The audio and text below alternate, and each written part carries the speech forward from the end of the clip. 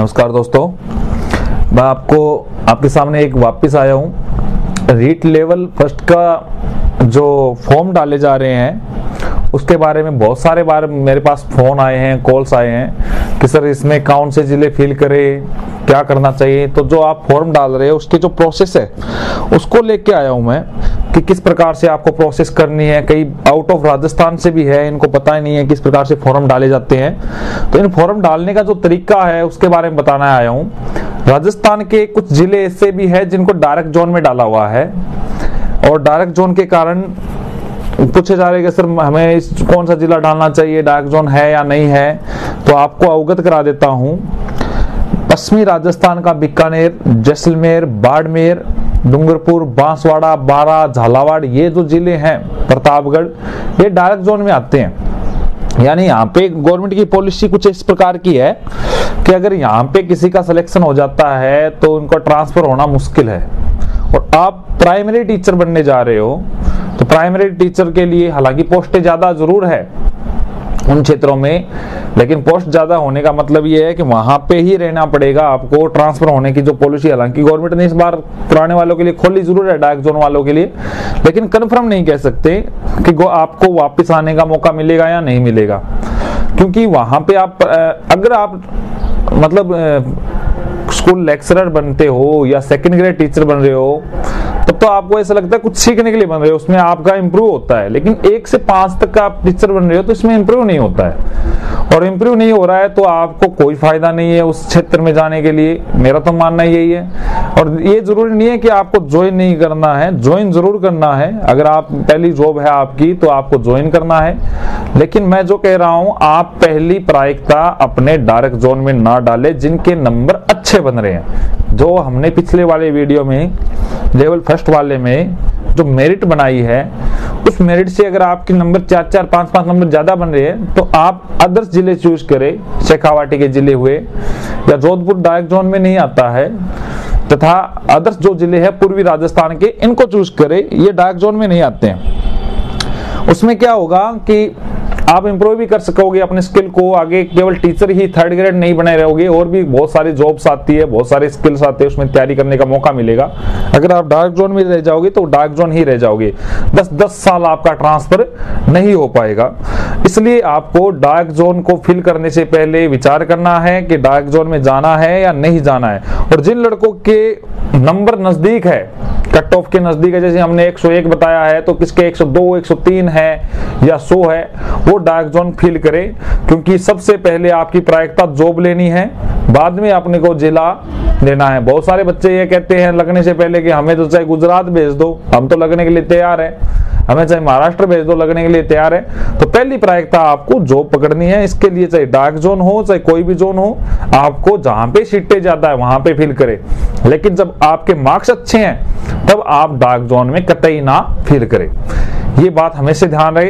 हालांकि आपकी खुद की मर्जी है डार्क जोन में रहना है या नहीं रहना है। कई लोग डार्क जोन से भी है, उनको अपना होम डिस्ट्रिक्ट मिल रहा है तो वो अपना होम डिस्ट्रिक्ट फिल करें, लेकिन आपके अच्छे मार्क्स है तो डार्क जोन ना करें। दूसरी बात, कई लोग पूछ रहे हैं कि सर किस प्रकार स्केलिंग होगी, जो अलग अलग राज्य में क्या नाम है जिले के हिसाब से मेरिट बनेगी क्या, अलग अलग जिलों में पद जारी किए, तो अलग अलग जिलों में रिक्त जो पद है उनका जिक्र किया गया है। इससे मेरिट में कोई फर्क नहीं पड़ेगा, मेरिट ओवरऑल एक ही बनेगी। कोई भी ऐसे जिले की अलग अलग मेरिट नहीं बनेगी, सभी जिलों की एक ही मेरिट बनेगी। और प्राथमिकता दी जाएगी महिलाओं को। महिलाओं को सबसे पहले महिला, विधवा, प्रत्यागिता, विकलांग, इनकी मेरिट बनेगी। मेरिट में जैसे किसी आपको जाना है, मान लीजिए आपको सिक्कर जाना है और सिक्कर में 100 सीटें हैं, 100 सीटें में से अगर महिलाएं उस सिक्कर में अप्लाई करने वाली 60 है तो पहले प्राथमिकता उनको मिलेगी। उनके मार्क्स के आधार पे पहले महिलाएं, प्रत्यागिता, विधवा तथा विकलांग को मिलेगी। फिर बच गई 40 सीटें। 40 सीटों में फिर उनको जो अच्छे मार्क्स वाले हैं बॉयज, उनको मौका मिलेगा। तो इस आधार पे सीटों के अकॉर्डिंग ही उनके अकॉर्डिंग उनको सीटों का आवंटन किया जाएगा। तो किसी प्रकार से आप घबराएं नहीं, और बहुत ही अति शीघ्र गवर्नमेंट इस वैकेंसी को कराने वाली है। तो अति शीघ्र का मतलब यह है कि 14 तारीख से 30 तारीख तक फॉर्म डाले जाएंगे। और आप कतई ही ये लेट ना करें। अभी दिन बहुत पड़े हैं, 15 दिन पड़े हैं, 10 दिन पड़े हैं या 5 दिन पड़े हैं, कर लेंगे तो हो सकता है इसकी डेट बढ़ाए या ना बढ़ाए, क्योंकि गवर्नमेंट की बहुत ज्यादा मनसा है कि अपने को डेट नहीं बढ़ानी है।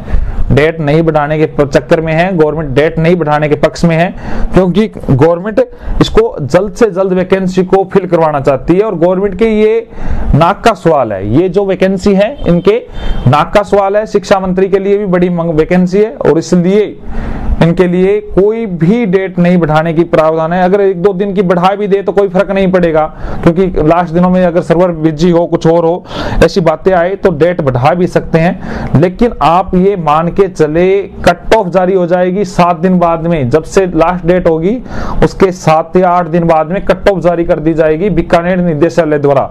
यही अपने को सूचना मिली है गुप्त सूत्रों से, कई लोगों ने पूछा है, हमारे एक मित्र के नजदीकी कोई रहते हैं तो उनको ये सूचना मिली है कि गवर्नमेंट की तरफ से स्पष्ट आदेश है, जल्द से जल्द कट ऑफ जारी करेंगे, जैसे ही ये प्राइवेटी पूरी हो जाएगी। यानी लगभग 7 मई या 10 मई के लगभग या 14 मई मान लीजिए, 2 वीक मान लीजिए, ज्यादा ज्यादा इसमें रिजल्ट जारी कर दिया जाएगा। और काउंसलिंग भी करवा देगी, मई के अंदर अंदर ही काउंसलिंग करवा दी जाएगी। और नया जो शेड्यूल होगा, नया स्कूल का जो सेशन होगा, जुलाई मान लीजिए आप, आजकल तो वैसे जुलाई नहीं होता, जुलाई मान लीजिए, तो जुलाई के लगभग आपको ज्वाइनिंग दी जा सकती है। तो जिनके मार्क्स अच्छे आ रहे हैं वो निष्फिक्र आराम से अपना फॉर्म डाले। और एक और बहुत सारे फोन ऐसे आ रहे हैं कि सर मेरे माध्यमिक शिक्षा बोर्ड के एग्जाम में जो 10वीं की मार्कशीट में ये नाम है, कुमार शर्मा है, 12वीं में नहीं है, मेरे फादर्स नेम के ये स्पेलिंग में गड़बड़ है, ये है वो है, यानी मैच नहीं कर रहे हैं डॉक्यूमेंट्स में, मेरे आधार कार्ड में ये नाम है, मेरे पहचान पत्र में ये नाम है, मैंने जो डॉक्यूमेंट्स बनाए हैं उसमें अलग है, 10वीं में अलग है, 12वीं में अलग है, ग्रेजुएशन में अलग है। तो आप कतई ना चिंता करें।